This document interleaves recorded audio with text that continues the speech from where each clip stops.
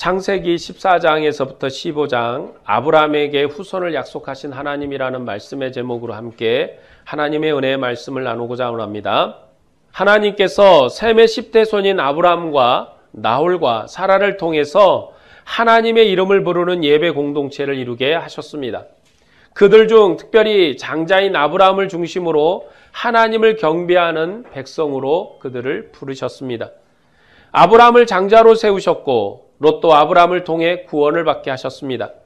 또한 갈대아 우르의 남은 나홀의 가족인 리브가와 이삭이 결혼함으로 서로가 연합되게 하셨습니다. 이렇게 모든 사람이 아브라함의 복을 받으리라는 약속이 아브라함의 가족 안에서 먼저 성취된 것입니다. 셈의 계보의 9대 손인 데라 때 갈대아 우르를 떠났고 그의 아들 중 아브라함과 롯의 손자 롯이 가나안 땅에 들어갔습니다. 하나님께서 아브라함에게 내 이름을 창대하게 하고 너는 복의 근원이 될 것이라고 약속하셨습니다. 그는 복의 근원이기 때문에 가나안 땅에서도 하나님의 이름을 불렀고 북에서 남까지 관통하며 하나님의 이름을 증거하는 선지자였습니다. 그러나 가나안 땅에 흉년이 들었을 때 아브라함은 부득불 애굽으로 내려가야 했습니다. 하지만 하나님께서는 그곳에서 친히 아브라함을 보호하셨습니다. 사라의 사건으로 아브라함은 죽을 수도 있었지만 하나님의 보호를 받은 아브라함에게 큰 제국의 왕인 바로가 많은 재물을 주어서 평안히 가나안 땅으로 돌아가게 허락했습니다. 이 사건은 하나님께서 아브라함을 보호하고 계신다는 그러한 증표와 증거가 되는 사건이기도 했습니다. 이렇게 가나안 땅으로 돌아온 아브라함은 하나님의 이름을 부르고 경배했습니다. 하나님의 이름을 부르고 경배하는 것이 바로 하나님께서 아브라함을 부르신 목적입니다. 아브라함이 애굽에서 가나안 땅으로 돌아왔을 때 가나안 땅을 누가 차지할 것인가 하는 문제로 조카 롯의 종들과 아브라함의 종들이 다투었습니다. 그래서 롯은 소돔 들판을 선택하고 그곳으로 이주했습니다. 롯이 떠난 뒤에 하나님께서 아브라함에게 내가 이 땅의 주인이라고 다시 한번 약속하셨습니다. 그리고 내가 걸어다니는 모든 땅을 내게 주겠다고 말씀하십니다. 여기까지가 지난 시간까지 말씀드린 아브라함이 가나안 땅에 들어간 의미에 대한 부분이었습니다. 오늘 본문은 가나안 땅에 있었던 큰 전쟁에 관한 이야기입니다. 이 전쟁은 가나안 땅을 차지하려는 세계의 전쟁입니다. 북쪽 시리아 지역에 근거를 둔 4개의 연합국이 가나안 땅에 사는 5개 연합국과 전쟁을 벌인 이야기입니다. 이 사건의 원인은 가나안 땅의 왕들이 바벨론 왕 그돌라오멜에게 복종하다가 반역을 했기 때문입니다. 이 전쟁으로 소돔과 고모라 사람들이 잡혀갔을 때 아브라함을 떠나 소돔에 거하였던 롯도 잡혀갔습니다. 아브라함을 떠났던 이 롯은 데라의 후손으로 하나님이 선택한 사람이었지만 그는 악한 소돔 사람처럼 되어버렸던 사람입니다. 이때 소돔의 전쟁에서 도망한 사람이 히브리 사람 아브라함에게 자신의 조카 롯이 잡혀갔다는 소식을 알렸습니다. 히브리 사람이란 이 히브리라는 말은 강을 건넜다라는 의미입니다. 강을 건넌 사람이라는 말인데 한마디로 나그네입니다. 나그네. 강을 건넜다. 멀리서 이주해 왔다 이런 의미로 나그네입니다. 본토 사람으로 취급받지 못하고 외국인 취급받는 사람을 의미했습니다. 그때 아브라함은 마므레의 상수리 숲을 근처에 있었습니다. 마므레는 에스골의 형제요 아넬의 형제로서 아브라함과 동맹한 사람들이었습니다. 이 소식을 들은 아브라함은 자신이 훈련한 318명의 사람을 데리고 바벨론 왕들을 뒤쫓아갔습니다. 아브라함이 사람들을 훈련한 것은 목축을 하다 보면 도적을 만날 수 있으므로 아마 이런 일에 훈련시켰던 것 같습니다. 아브라함은 훈련된 사람들과 함께 단까지 쫓아가서 기습전을 벌여서 모든 빼앗겼던 재물과 조카 롯을 찾아서 돌아왔습니다. 그때 소돔 왕과 살렘 왕 멜기세덱이 나와서 아브라함을 영접합니다. 살렘 왕은 떡과 포도주를 가지고 나왔는데 이 떡과 포도주는 우리가 오늘 드리는 성찬의 의미를 가지지 않습니다. 전투하고 배고픈 사람들을 위해서 가지고 나온 그런 먹거리입니다. 이 살렘 왕은 아브라함을 축복했습니다. 천지의 주제이시오 지극히 높으신 하나님이여 아브라함에게 복을 주옵소서. 너희 대적을 내 손에 붙이신 지극히 높으신 하나님을 찬송할지어다 라고 축복했습니다. 천지의 주제이신 하나님께서 아브라함에게 승리를 주셨음을 이 아브라함을 향한 살렘왕 멜기세덱의 축복 속에 담겨 있습니다. 아브라함의 승리는 자신의 힘과 노력과 열심의 대가가 아니라 하나님이 그에게 대적을 맡기셨고 그 손에 붙이신 것입니다. 그래서 멜기세덱은 아브라함을 승리케 하신 분은 하나님이라고 찬송합니다. 그는 하나님을 찬양하고 아브라함에게 복을 빌어 주었습니다. 아브라함은 하나님께서 승리하신 것을 이룬 개선 장군에 불과했습니다. 자신이 승리한 게 아니라 하나님이 이 전쟁의 승리자였습니다. 그리고 모든 사람이 아브라함을 열렬히 환영했습니다. 아브라함은 살렘 왕이 지극히 높으신 하나님의 제사장이었기 때문에 그에게 10분의 1을 드리고 하나님께 감사했습니다. 많은 사람들이 여기에서 이 아브라함이 드린 10분의 1이 11조의 근본이 된다고 말하는데 여기서 아브라함이 드린 11조가 11조의 근거가 아닙니다. 아브라함이 살렘 왕에게 드린 제물은 전쟁에서 얻은 전리품 중에 드렸습니다. 민수기 성경을 보면 전쟁에서 얻은 전리품 중에는 500분의 1을 드리도록 명령합니다. 11조는 땅의 소산물 중에 드리는 것입니다. 자신들이 열심히 노력하고 수고하여서 얻은 땅의 곡식 중에 땅의 열매 중에 10분의 1을 선택해서 드리는 것입니다. 그런데 아브라함이 드린 이것은 전리품 중에 드렸기 때문에 11조하고는 개념이 다릅니다. 그리고 신약성경 히브리서에서도 아브라함이 멜기세덱에게 드린 것은 낮은 자가 높은 자에게 드린 것과 같다고 인용을 합니다. 아브라함이 멜기세덱에게 드렸을 때 그의 후손들이 그의 허리에 있었으니 레위 지파 아론의 제사장 가문이라 할지라도 아무리 타고난 이 제사장이라 할지라도 낮은 직분이라고 기독론적인 해석을 하고 있는 것입니다. 우리는 똑같은 말이 나온다 할지라도 문맥을 중심해서 해석을 해야 됩니다. 근접 문맥이 제일 중요합니다. 구속자적인 원리라 할지라도 그 원리로 막 다른 곳에 막 적용하는 것이 아니라 문맥을 중심으로 먼저 봐야 하는 것입니다. 그때 소돔 왕이 아브라함에게 사람은 내게 보내고 물품은 내가 가지라고 말합니다. 그런데 아브라함은 소돔 왕의 제안을 거절합니다. 아브라함이 소돔 왕 때문에 부자가 되었다는 말을 듣지 않으려고 거절한 것입니다. 그는 단지 전쟁에 참여했던 자들의 먹을 것과 동맹자들의 목만을 구했습니다. 아브라함이 이렇게 요구한 것은 이 전쟁의 승리가 자신의 것이 아니었기 때문입니다. 만일 아브라함이 자신의 힘으로 승리했다면 소돔 왕의 요청을 수락했을 것입니다. 그가 자기 힘으로 전쟁했기 때문에 그 전쟁 비용으로 더 많은 사람을 사서 군대를 강화했을 것입니다. 왜냐하면 이 승리가 기습에 의한 승리였기 때문에 다시 바벨론의 연합군이 전쟁을 걸어오면 승리를 장담할 수 없어서 군대를 강화해야 했을 것입니다. 그런데 아브라함은 군대를 의지하지 않았습니다. 살렘 왕이 축복했던 것처럼 지극히 높으신 천지의 주제이신 하나님께서 자신의 대적을 이기신 것입니다. 하나님께서 아브라함에게 이 땅을 낼 것이라고 약속하셨기 때문에 아브라함은 그 약속을 믿고 그 믿음을 따라서 행했습니다. 그 땅의 주인은 아브라함입니다. 아직 온전히 땅을 받지 못했지만 그는 믿음으로 가나안 땅에 거했고 그 땅의 주인처럼 전쟁에서 자기 조카 롯을 찾아왔습니다. 비록 롯이 아브라함을 떠나 소돔 사람처럼 되었지만 그는 누구도 손대서는 안 될 아브라함의 혈통이었습니다. 그래서 아브라함은 자기 힘을 의지하거나 자기 힘을 강화하지 않았습니다. 오직 자신의 승리하게 하신 하나님께 예물을 드리고 경배했습니다. 그는 하나님이 세운 가나안의 왕으로 전쟁했던 것입니다. 천하 왕들이 가나안 땅을 두고 패권 다툼을 할 때 아브라함이 가나안 왕으로 승리했습니다. 그는 살렘 왕 멜기세덱이 축복한 왕입니다. 본문 15장 1절의 말씀을 보겠습니다. 이후에 여호와의 말씀이 환상 중에 아브라함에게 임하여 이르시되 아브라함아 두려워하지 말라. 나는 내 방패요 너의 지극히 큰 상급이니라. 여기 아브라함의 두려움은 바벨론 연합군이 다시 쳐들어올까 봐 전전긍긍하는 두려움이 아닙니다.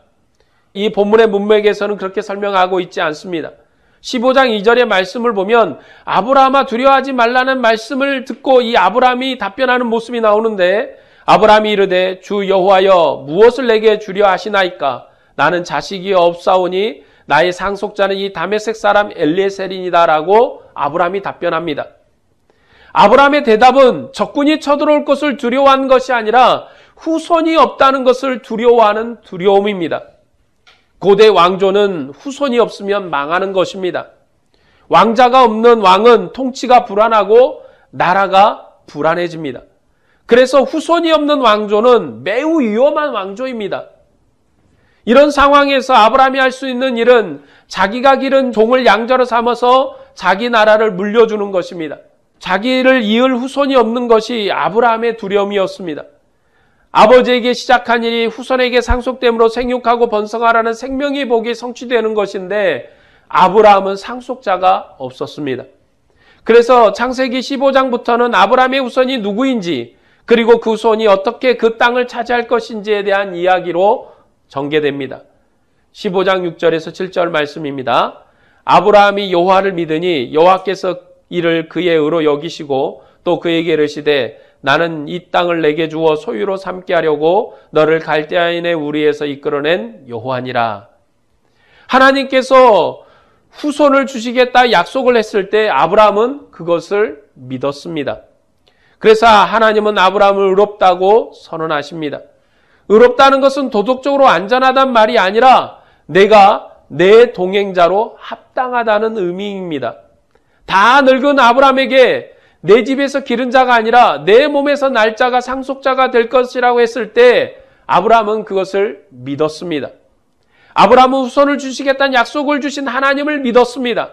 그래서 하나님께서 아브라함은 내 친구라고 나와 함께 살 수 있는 자라고 의로운 자라고 말씀하셨습니다. 로마서에서도 아브라함은 바랄 수 없는 중에 바라고 믿었다고 말씀합니다. 이 아브라함은 믿음을 가졌고 이 믿음은 헛된 것이 아니었습니다. 그는 육체적으로 이삭을 낳았지만 이삭도 죽었습니다. 그러나 끝날에 영원히 죽지 않는 아들, 하나님의 아들이 아브라함의 후손으로 나아서 아브라함이 받았습니다. 예수님은 아브라함의 종말 성취자로 세상에 오신 분이십니다. 15장 17절 말씀입니다. 해가 져서 어두울 때 연기 나는 화로가 보이며 타는 횃불이 쪼갠 고기 사이로 지나더라. 아브라함과 언약하신 하나님께서 쪼갠 재물 사이로 지나가셨는데 이것은 당시 언약 체결 방식입니다. 언약 당사자는 언약 재물로 서약하고 함께 식사해야 합니다. 만약 언약 식사가 없으면 원수가 되는 것입니다. 언약 당사자가 재물을 쪼개놔두고 함께 지나감으로 재물을 두고 서약하는 것인데 이것은 누구든지 언약을 파기하면 이 재물처럼 쪼개질 것이라는 서약입니다. 그런데 이 재물 사이를 아브라함은 지나가지 않고 불꽃만 홀로 지나갔습니다. 이는 하나님께서 홀로 언약하신 것입니다. 하나님께서 원하셔서 만물을 지으시고 심히 기뻐하신 것처럼 하나님께서 홀로 아브라함에게 언약하셨습니다. 하나님이 혼자 언약을 하셨기 때문에 이 언약은 반드시 이루어질 것입니다. 그런데 이 언약식은 아브라함이 깊이 잠을 자는 중에 환상을 본 것입니다. 하나님께서 아브라함에게 함께 언약체계식을 하고 있으므로 온전한 정신으로 아브라함이 하나님을 볼 수 없습니다. 하나님의 임재를 그가 만나볼 수 없고 접근할 수 없기 때문에 하나님께서 비몽사몽간에 그를 만나게 하신 것입니다. 그래서 비몽사몽간 환상 중에 하나님이 지나가는 그러한 환상을 본 것입니다. 또 본문을 보면 아브라함이 다른 것은 다 쪼개놨습니다. 양도 쪼개고 다 쪼개놨는데 새는 쪼개지 않았습니다. 레위기서 1장을 보면 산비둘기는 쪼개지 않는 것입니다. 창세기는 모세 언약 이전의 이야기지만 모세의 언어가 영향을 발휘합니다. 그래서 레위기나 민수기의 제사 언약 개념이 여기에서도 나오는 것입니다. 여기서 왜 다른 건 다 쪼개내는데 새는 왜 쪼개지 않았을까? 하나님께서 이 조그만한 새는 칼질할 것도 없는 거예요. 그냥 한 입에 먹을 그런 용도로 가져오라고 말씀하셨기 때문에 더 이상 쪼갤 필요가 없는 것입니다. 그러니까 앞에 내용의 11조에 대한 이야기도 마찬가지입니다. 11조라는 건 온전한 땅에서 소출물로 드리는 것이지 전리품 중에 드리는 게 아닙니다. 자신이 얻은 땅의 소출이 아닌 것 중은 드릴 때는 자신이 받은 것의 500분의 1 계산해서 드리면 하나님이 기뻐 받으실 것입니다. 하나님께서 아브라함을 가나안 땅에 심으시고 멜기세덱이 축복하는 왕으로 삼으셨습니다.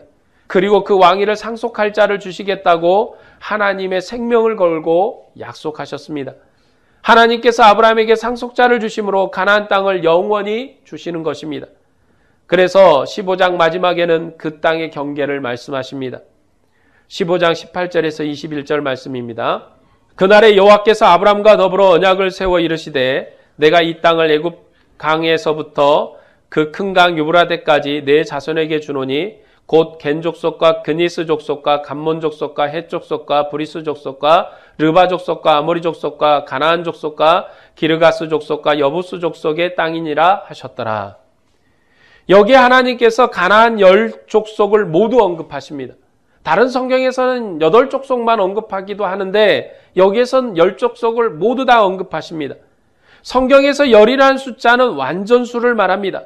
그래서 가나안 10족속을 말씀하신 것은 가나안 땅의 모든 것을 아브라함에게 주시겠다는 약속입니다. 하나님께서 아브라함에게 그 약속을 성취할 후손을 주실 것입니다. 상속죄에 관한 이야기가 창세기 16장 이후의 내용입니다. 그래서인지 창세기 16장에 들어가면서 아브라함의 후손은 이러하다는 말씀이 없습니다. 아브라함이 아직 후손을 낳지 못했고 아브라함의 후손은 육체를 따라 출생하지 않고 하나님의 특별한 섭리로 출생할 것이기 때문에 누구의 후손이라고 말을 쓰지 않은 것 같습니다. 하나님께서는 아브라함의 상속자인 이삭을 특별한 방식으로 출생하게 하셨던 것처럼 하나님의 아들을 특별한 방식으로 세상에 보내셨습니다. 그리고 누구든지 예수를 죽은 자 가운데서 살리신 하나님을 믿으면 아브라함을 의롭다 하신 것처럼 그 사람을 의롭다 하십니다. 이 의로움은 로마서가 말씀하는 의로움이기도 합니다. 이 의는 하나님과 화평하는 것이고 하나님의 영광을 보고 즐거워하는 것이며 모든 환난 중에도 기쁨으로 하나님의 영광을 소망하는 것입니다. 하나님께서 아브라함에게 후손을 약속하셨고 아브라함은 이것을 믿었습니다. 하나님을 믿은 아브라함을 너는 내 친구이며 언약의 동행자라고 확증하셨습니다. 하나님께서 홀로 재물 사이로 지나가심으로 이 언약을 확증하셨습니다. 만일 이 약속이 성취되지 못한다면 하나님께서 생명으로 책임지실 것입니다. 그래서 이 약속은 확실한 것입니다. 하나님께서 천하 만민을 하나님의 백성으로 부르려고 아브라함을 통해서 가나안 땅에 영광스러운 왕국을 세우셨습니다. 그리고 이 왕국을 상속할 후손을 주시는데 하늘의 별처럼 땅의 모로처럼 번성하게 하실 것이고 400년이 지나면 고난을 받고 돌아올 것입니다. 이 언약을 하신 하나님께서 약속하신 땅의 경계를 확정하셨습니다. 그리고 가나안 땅 족속이 그 땅을 맡고 있지만 지금은 그렇게 맡고 있지만 하나님께서 그 땅을 그들에게 주실 것입니다. 이것이 하나님께서 가나안 땅으로 아브라함을 부르신 언약의 실현입니다. 하나님의 언약이 이렇게 성취될 것입니다. 분명히 그렇게 이루게 될 것입니다. 이 창세기는 고대사를 기록한 책이 아닙니다. 이 책은 예수 안에서 성취됨으로 영감된 책입니다. 이스라엘이 다윗 왕조의 영광을 통해서 하나님의 영광을 보고 기뻐했지만 그 나라는 바벨론에 멸망했습니다. 다윗 왕조가 무너졌기 때문에 이스라엘은 성경을 믿음으로 소망을 가질 수가 없습니다. 그들 안에 하나님의 부르신 아브라함의 영광과 다윗의 영광이 사라졌기 때문에 이제 우리에게 무슨 영광이 남아있느냐고 하나님의 말씀을 붙들고 눈물만 흘릴 수밖에 없는 것입니다. 그런데 하나님께서는 이 아무런 소망 없는 해골 군대 같은 이스라엘을 돌아보십니다. 그런 죽은 뼈에 생명의 성령이 불어서 그 군대를 살릴 것이라고 에스겔이 예언을 했습니다. 그래서 예수님이 오시지 않으면 이스라엘에게는 아무런 소망이 없는 것입니다. 그리스도께서 오셔서 그들을 회복시키지 않으면 누가 이스라엘의 하나님이 세상의 하나님이라고 믿겠습니까? 여러분, 다윗의 영광이 나타났지만 이스라엘은 바벨론에 멸망했습니다. 지금까지도 이스라엘은 마찬가지입니다. 하나님께서 메시아를 보내셔서 새로운 회복을 주시지 않는다면 그들은 아무런 영광이 없는 것입니다. 여전히 그들은 바벨론에 멸망하여서 회복되지 못한 민족으로 이 땅에 존재하는 것입니다. 이 땅에서 여전히 그들은 부끄러운 얼굴로 하나님을 바라보는 것입니다. 너희 하나님이 누구냐고 물어보면 다윗의 하나님이라고 그들이 담대히 말하지 못하는 것입니다. 이스라엘의 국기에 다윗의 별을 그려놓고 그들이 다윗의 영광을 재현하려고 하지만 세상 사람들이 너희 하나님이 누구냐고 물어본다면 우리의 하나님은 다윗의 하나님이라고 말하지 못합니다. 그 하나님이 실패하셨기 때문에 그렇습니다. 그 하나님이 실패하도록 이스라엘 민족이 타락했기 때문에 그렇습니다. 예수께서 부활하셨기 때문에 이제는 성경은 진정한 하나님의 책으로 완성된 것입니다. 하나님께서 예수를 죽은 자 가운데서 살리시고 그가 하나님 되심을 증거하셨습니다. 십자가에 죽은 이가 내 아들이라고 이 사람을 거부하면 죽을 것이라고 그 왕에게 복종하라고 말씀하셨습니다. 죽은 자 가운데서 부활하신 예수님이 바로 우리가 섬기는 하나님이십니다. 예수님은 부활입니다. 예수님의 아버지가 바로 우리의 아버지입니다. 그분 외엔 다른 신이 없습니다. 그분 외엔 다른 구원자가 없습니다. 이 고백 안에서 성경이 완성된 것입니다. 여러분에게 여러분의 하나님은 누구십니까? 라고 말하면 우리의 하나님은 예수 그리스도의 하나님이십니다. 라고 고백하는 것입니다. 너희의 예수님은 누구냐고 물어본다면 죽음을 이기시고 부활하신 주님이라고 말씀하는 것입니다. 여러분, 우리의 고백이고 우리의 자랑이며 우리의 영광인 것입니다. 그래서 교회는 십자가를 높이 들고 주님의 이름을 부르며 담대히 전진하는 것입니다. 우리가 주님의 이름을 담대히 부를 수 있는 것은 예수님께서 부활하셨기 때문에 그렇습니다. 창세기 문맥은 천하 만민이 아브라함의 백성이 되는 것입니다. 그런데 이 약속이 예수 그리스도 안에서 성취되었습니다. 예수님은 구약 다윗 왕조보다도 더 높은 제사장이며 천하 만민에게 복 주시는 분이십니다. 다윗이 왕국을 설립할 때 왕과 제사장의 역할을 특별하게 수행한 것처럼 예수님은 다윗의 계통의 왕으로 오셔서 제사장으로서 그가 그 제도를 세우신 분이십니다. 아브라함의 약속이 구약 때 다윗 왕조에 완성되었지만 그 왕조는 멸망해버렸습니다. 하나님은 자신의 오래 참으심을 자기 아들 안에서 완성하셨습니다. 그는 끝날에 자기 아들을 다윗의 후손으로 보내시고 그분을 죽은 자 가운데서 살리셔서 하늘 보좌에 올리셨습니다. 그분은 멜기세덱보다도 더 높으신 왕이십니다. 예수님은 진정한 아브라함의 후손이며 아브라함의 하나님이라고 신약성경은 말씀합니다. 그는 자기 백성의 구주로 오셨고 영광스러운 하늘 보좌의 우편에 앉으셨습니다. 그리고 다시는 무너지지 않는 영원한 왕국을 만민 중에 세우셨습니다. 이제 이 아들이 천하 만민에게 복을 주십니다. 이 아들을 통해서 아브라함의 하나님이 우리의 하나님이 되는 복을 주셨습니다. 하나님께서 천하 만민을 이 아들을 통해서 부르십니다. 아브라함은 복의 근원으로 부름을 받았고 믿음으로 이 역사를 감당했습니다. 신실하신 하나님께서 예수님의 죽음과 부활을 통해서 이 아브라함을 부르신 이 역사를 완성하셨습니다. 우리에게 이보다도 더 큰 증거가 없습니다. 로마서 5장에서는 아브라함이 믿었는데 하나님이 우리의 하나님이라고, 아브라함을 의롭다 하신 이 하나님이 우리의 하나님이라고 말씀합니다. 하나님이 의롭다 한 사람은 하나님과 화평하고 하나님의 보좌에 담대히 나가 하나님을 섬기며 환난 중에도 하나님의 영광을 바라보고 소망하는 자입니다. 이런 소망이 있는 자는 두려움이 없습니다. 우리가 원수되고 죄인 되었을 때 주님께서 자신의 몸을 주셔서 그의 사랑을 확증하셨기 때문에 두려움이 없습니다. 예수님께서는 우리를 죄로부터 해방했습니다. 따라서 성도는 낙심하지 말아야 합니다. 어떤 피조물로도 예수 그리스도 안에 있는 하나님의 사랑에서 교회를 끊을 수 없습니다. 우리 안에서 탄식하시는 성령의 역사가 우리와 함께하고 있으므로 우리는 주님의 사랑 안에 거하게 되는 것입니다. 우리는 주님의 영광의 몸으로 변화될 그날을 바라보며 믿음에서 믿음으로 하나님의 영광을 위해서 봉사해야 합니다. 우리처럼 밝은 빛 가운데 있는 사람이 없습니다. 세상의 모든 역사가 우리를 위해서 진행됩니다. 그리고 우리를 향한 하나님의 증거는 기록할 수 없을 정도로 풍성하고 넘치는 것입니다. 이렇게 밝은 빛과 영광을 누리는 백성이 없었던 것입니다. 그래서 우리도 주님의 일에 충성을 다해야 됩니다. 예수님께서 자기 앞에 십자가를 부끄러워하지 않고 하나님께서 순종하셨습니다. 그는 부활의 영광을 바라봤기 때문에 죽음을 앞에 두고도 순종하셨던 것입니다. 예수님께서는 부활하심으로 죽음의 권세를 단번에 끝내셨습니다. 그러므로 신약의 성도들은 죽음을 두려워하지 말아야 합니다. 두려움은 세상의 종노릇을 하는 것입니다. 우리는 주님 앞에 두려워하지 말고 주님 앞에 온전한 은혜와 사랑으로 주 안에 서야 되는 것입니다. 주님께서는 우리에게 말씀하십니다.